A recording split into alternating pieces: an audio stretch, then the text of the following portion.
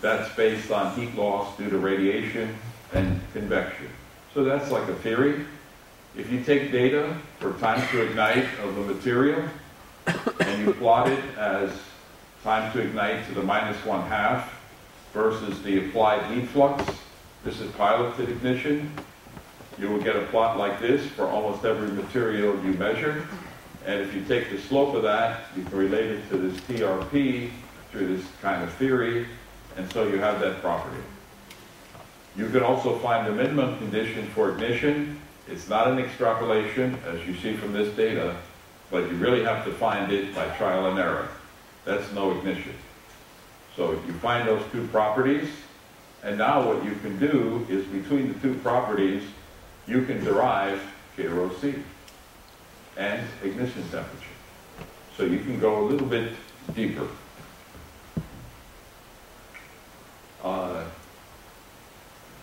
What do we have here? Well, here's some examples of deriving those two properties using a heat transfer coefficient as was needed in this formula.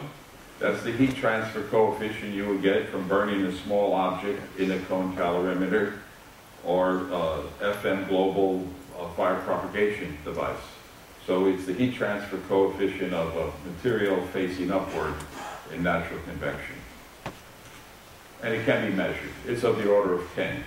We've done it in our laboratory. It's more like 12 plus or minus a little bit. So here's examples of data for different materials. And you can go and measure the temperature, but if you try to measure the temperature on surfaces like this, you have great difficulty. But it would generally agree with these kinds of values. So these are not off base. Next property. So we looked at ignition by traditional means. Now let's go to burning properties. Burning properties, we have heat of combustion, heat of gasification, based on pure evaporation, steady state. Most things are in steady state. Let's see how do we interpret it here. And of course, the total available energy. I mean, I made up this ADP. If you don't like it, it's just total energy in joules that the sample has. And that value would be the energy under a curve like this that you would get from a cone calorimeter burning. Now, if you burn a real material in a cone calorimeter at one heat flux, you're not going to get a nice steady process unless it's a nice melting plastic or it's a liquid. If it is, you will get a nice steady state. More traditionally, you get something like this for products. So you have to say, I want to approximate this as steady. I can put a square wave on here and make it like that.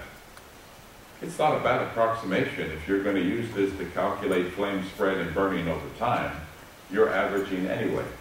But if not, you can base your conditions on the peak value, some average peak, or something that you define in a slightly different way by taking the average between the 80% of this peak on both sides. So you can get different results. Or you can take the average over this whole curve and you get something like this. So you can use different criteria to establish the heat release rate that you want to characterize this as burning steady. Your choice. When you burn it in the cone calorimeter and such devices, you measure mass loss and energy release at the same time. You take the ratio and get the heat of combustion.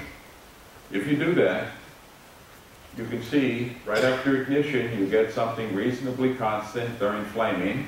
And then if you keep letting it go, you'll get a different value.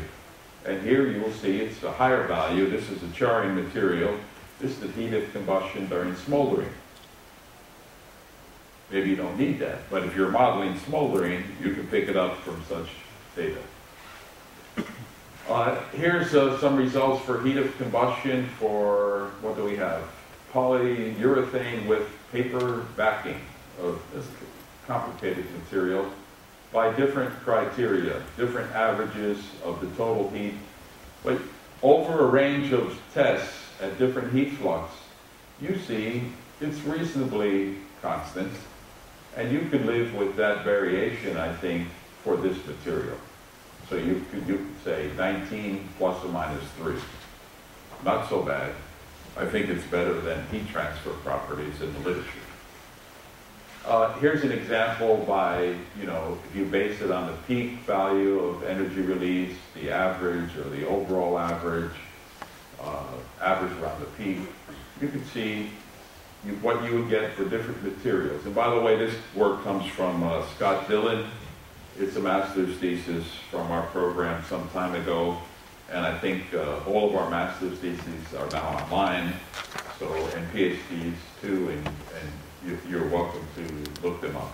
And you can see results here, a massive timber of the order of 15 to 17. So not so bad. Heat of combustion, good. Let's look at heat of gasification. Heat of gasification is going to be defined as, by this formula. This is the net heat flux that the material experiences while it's burning with this gasification rate. This is grams per meter squared per second. And then that defines L. If you don't want to do it by mass, you can do it by the measurement of energy release. And by energy release, you will have this formula. And in this formula, you get this other parameter. So if you already found heat of combustion, you can find L. And this parameter, R.C. Thorsen calls HRP. In my thinking, and I wrote a paper on this that said, if you want to discuss flammability in any fire scenario, you need HRP, TRP, critical heat flux, and total energy. If you have those 4 properties, you can define through modeling any fire scenario. And therefore, I say that the inherent properties are those for material, and what changes is the scenario. And the scenario is based on the heat flux experienced by that material when it burns. And that's different. And that's why we have so many different flammability tests around the world. Somebody wrote a book on this, and I think there's close to like 300. Why? Because all of those flammability tests are different scenarios. So they all produce a different result. Just like fires in this room would be a different scenario. And so it's really difficult for the regulator to match those fire test results to the fire in this room. It's a special art that they have. That's why they have so many different fire tests. And if we have scientists can figure that out and tell them, they still won't listen. So let's move on. Okay, here's making this funny curve a square wave. I don't think that's so bad as a first approach of modeling. And when you started? You started at time to ignite, and you started at when burning ends. So you can define time to ignite by data, or that model I showed, and you can define the burning time as well, and generate this, and you could use this as an average peak value, and this is our approximation now to this funny curve. With that in mind, you can now define properties and measure energy release rate as this average value for a given heat flux. You can plot it now against heat flux of your different tests. Here's using an overall peak average, really peak. I would recommend peak average, but they all have some advantages. And the slope of this line now is related to L. And you see this slope is really different than those. So if you take overall average, going back to this curve, you would take into account this piece as well. So you would have a lower value, different characteristic. Here's a more complicated material. Scattered, of course. But you could still discern these values. And you get something like this for chipboard 10. That's very high.